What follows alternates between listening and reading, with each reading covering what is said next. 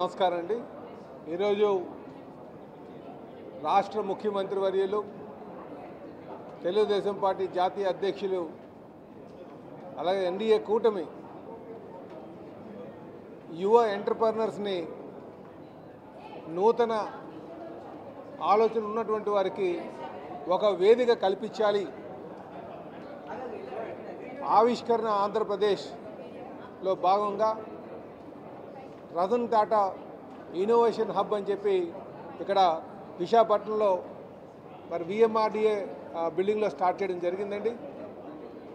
ఇది కొత్త నూతన ఆలోచనలు ఉన్నటువంటి వారికి, యువ ఎంటర్‌ప్రెన్యూర్స్కి ఈ వేదిక చాలా ఉపయోగపడుతుంది.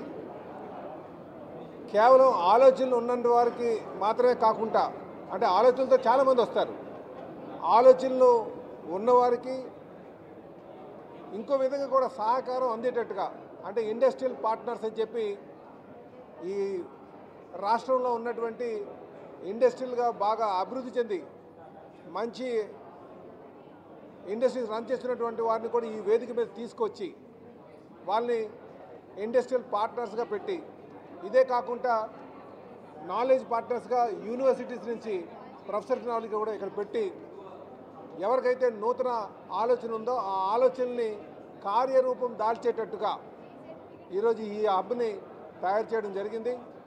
మరి ఈరోజు మీరు చూసుకుంటే ఒకే రోజు సుమారు 7,600 పైచీలుక స్టార్టప్స్ రిజిస్టర్ చేసుకున్నారంటే మన రాష్ట్రంలో ఎంతమంది నూతన ఐడియాస్తో ఉన్నారో అర్థం పడుతుందని చెప్పి తెలియజేస్తున్నా.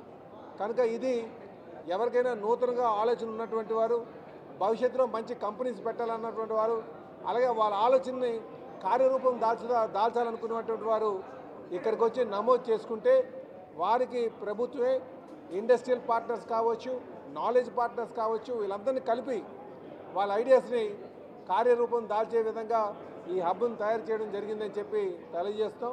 అలాగే ఈ హబ్కి కూడా రతన్ టాటా గారి పేరు పెట్టడం కూడా చాలా ఆనందంగా ఉంది. ఎందుకంటే వారు ఇండస్ట్రీ ద్వారా సంపాదించినటువంటి ధనం ఏదైతే ఉందో మ్యాక్సిమం వాళ్ళు మళ్ళీ చారిటీకే పెట్టారు. సో సామాజిక స్పృహ ఉన్నటువంటి వ్యక్తి, ఆయన పేరుని ముఖ్యమంత్రి గారు ఆయన పేరు మీద పెట్టడం ముఖ్యమంత్రి గారు కూడా ఈ సందర్భంగా ధన్యవాదాలు తెలియజేస్తూ, నూతన ఆవిష్కరణలతో వచ్చినటువంటి వారికి ఆల్ ది బెస్ట్ తెలియజేస్తూ, ప్రభుత్వం పరంగా కావాల్సినటువంటి ఎటువంటి సహకారం చేయడానికి మేము ముందున్నామని చెప్పి తెలియజేస్తూ సెలవు తీసుకుంటున్నాను. నమస్కారం.